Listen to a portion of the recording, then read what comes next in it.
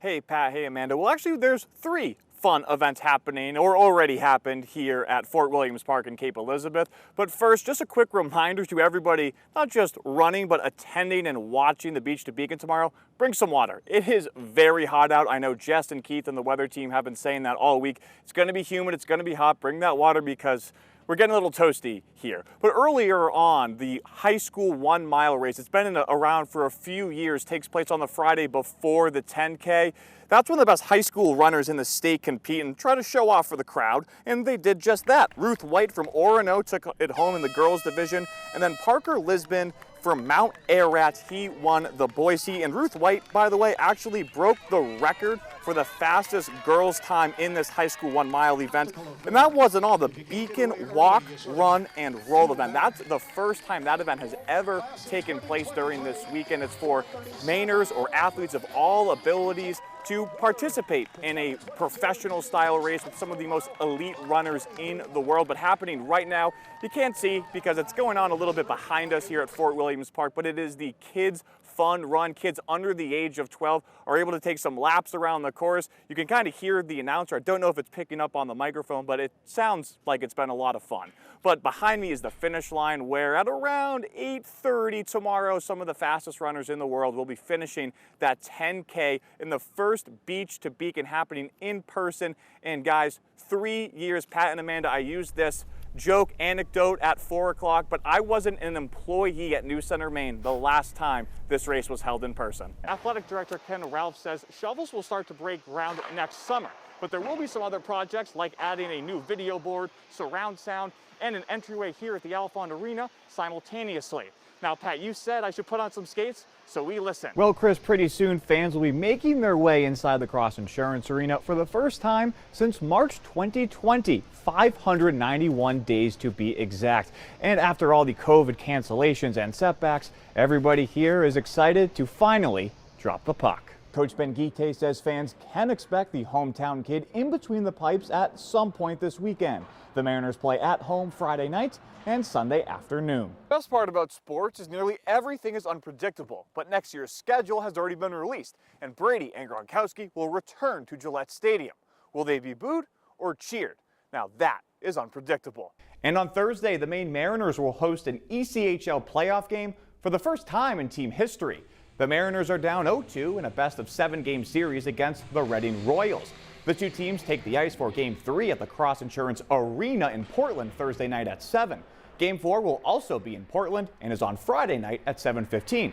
If the Mariners win just one of those two games, Maine and Reading will meet again for Game 5, which will be right here in Maine at 5 p.m. Well, first of all, the grass here, it's green, but it's not as green as I think a lot of people are expecting 2 days away from opening day here at Hadlock Field in Portland. Now, today was media day. Players are practicing for the first time, but there's a little bit more excitement because these seats behind me will be full capacity allowed at Hadlock this year. No COVID-19 restrictions in place, meaning you can come to the ballpark, enjoy the game, kick back, relax, and get those peanuts and Cracker Jacks. Amanda's excited so much, in fact, that I'm going to have to talk a little bit louder than normal because the fans here cheering on for Greeley and Brunswick have been going nuts.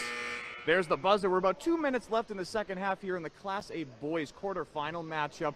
Just a little early on, Biddeford lost to Marshwood. But hey, we're going to talk about more basketball in a second. Let's go to the hockey rink where some hardware was already given out today. Energy. And hey, good thing Lewiston scored 2 more goals because when we were interviewing those guys, we took them away from the game. Lewiston scored their first goal. So sorry about that, but hey, they got the state championship. They got to see some more goals. And it's not just important for these athletes.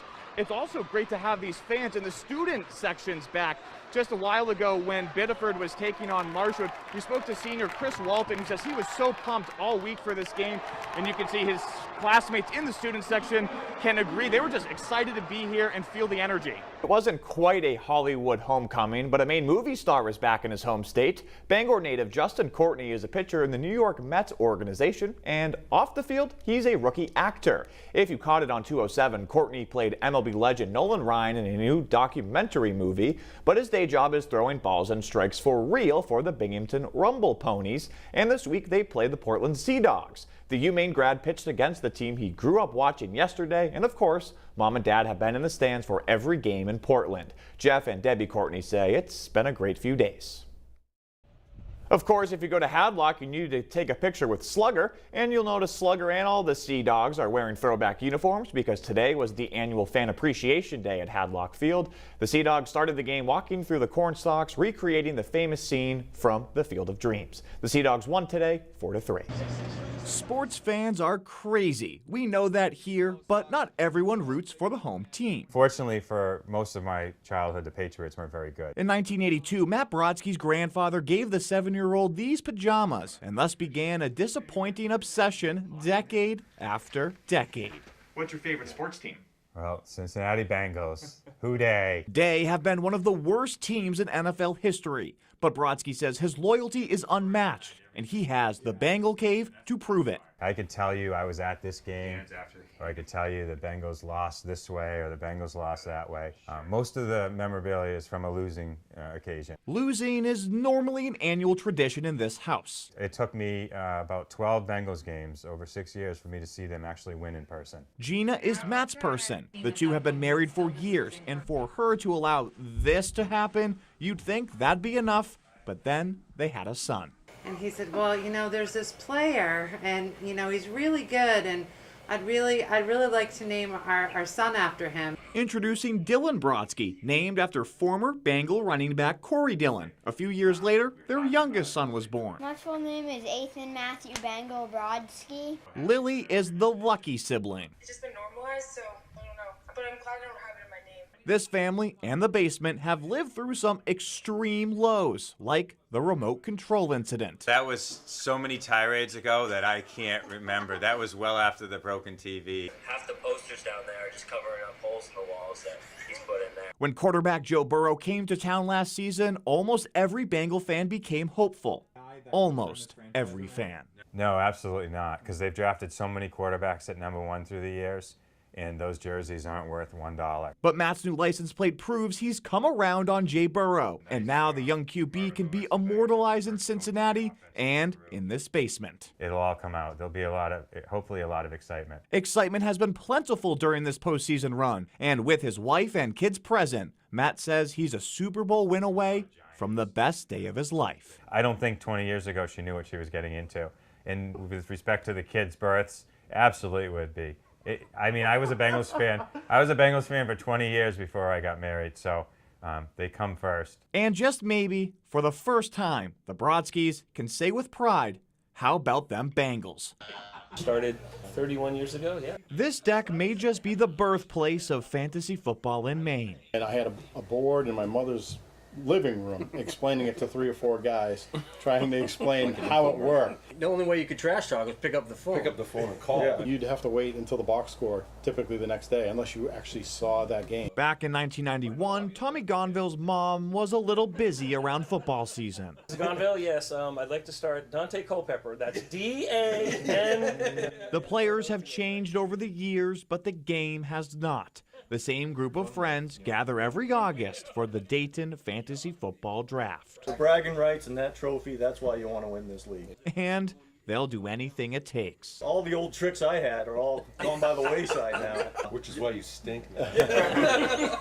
It doesn't happen often that the guy with the best record wins the whole thing, does it? No. Oh, wait, last year? The results from prior seasons are a part of history, but there's something this league has that won't show up on a stat sheet. This league has evolved into something, as one of the other guys said, more of a family. And whenever there's a crisis, we all pull together. We're there for each other as a whole. You've seen each other's kids grow up. Just life has been involved in our fantasy league over the 31 years. Now, the next generation is hoping to etch their name into history. I'm a father to one set of the brothers in the league, and so the next generation has now been introduced to the league. You have another 24 years, plus that one, 25 years. Regardless of age, these guys will always be friends. Even if we don't see each other, we always look forward to that one day of the draft. And always have to explain why the heck they care so much. Yeah, my wife still don't get it. Yeah. Yeah, my wife doesn't care. But they do. And in the sports world, that's all that matters. For 40, we're going to Vegas. If you've ever been to a golf course, watching someone wash carts or putt is nothing out of the ordinary. Those four were very special players. Unless you know who they are. And members at Brunswick Golf Club sure do. I have a hard time putting words on exactly what keeps us together. This bond is something that this is so much more than golf. The bond between Cade Sharon, Will Kavanaugh, Cam Cox, and Caleb Manuel taking form years ago, before teeing it up for the golf team at Mount Ararat. I mean, it goes so far back. They enjoy each other. They will until the end of time. Head coach Jerry Caron watching firsthand as this foursome turned the program into a powerhouse when the youngest Eagle entered high school. I feel like the flip kind of switched my senior year. Guys, maybe next year. We have Caleb coming up. Caleb Manuel, one of the top young golfers in Maine, giving the team the edge it needed to reach the state tournament. Falling short that year, Mount Ararat won back-to-back state titles in 2018 and 2019. But one member of the group was in college. We got some revenge for our boy Cam here. I was on my phone in the middle of class, probably. Yeah. Checking all the scores. After winning 2 championships and 37 straight matches, it's easy to believe Caron when he says, it was a special time. At this time, all 4 friends are playing college golf, competing in their respective NCAA regionals this month. But no matter where they go, they always come back together. I know there's always a home at Brunswick for all of us. I don't see these guys not being my close friends anytime soon, and probably gonna all be in my wedding. I gotta figure out the best man. While Manuel figures that out, there is still time for laughs, tee shots off the first hole, and plenty of fun on the putting green. Usually you'd think if you're around somebody too much and you'd get on each other's nerves pretty quickly, but that didn't seem to happen. And they say it never will. We pebble the ice, and then we drag some stones over there to kind of make a first pass and shear the top of the pebble off, and then sweep all of that up, and then we go for it. Well, before you go for it, you need to get the ice ready. It's not as good as dedicated curling ice, but it makes this ice as playable as possible. Now, it's game on. All right, let's go. Well, there's 8 ends, usually to a game. Their first rocks tend to be guards. You tend to throw out front and then work through the rest of the stones to position them in the house, as it's called. So all the stones in the house are potentially scoring stones. It's just a matter of whose stones are closest to the button compared to their opponents. And so you score 1 point for each stone that's closer than an opponent's stone to the button. He's talking about the middle of the house or the circle, and it takes teamwork to get your rock there. Maybe the stone you let go of was too light. Sweep! So you would want to let your sweeper know that it's too light so that they know that maybe they need to sweep that stone. Sweeping the ice to either knock rocks out of the house or to put yourself in scoring position. And it all depends on the situation at hand. It's like chess on ice. Wendy Rogerson is one of the veterans of the Pine Tree Curling Club based in Portland. All right, it's lighter this time. Most members, like Ben Duffy, started the sport later in life. A lot of people do think it looks easy. It seems simple in concept, but when you get out and play, there's a lot of physical dynamics. You do have to be fit. You have to be agile, and that's a long way to throw it. It's a fast-paced chess match on ice that's harder than it looks. But this sport allows you to feel like an Olympian and achieve a little bit of golden glory.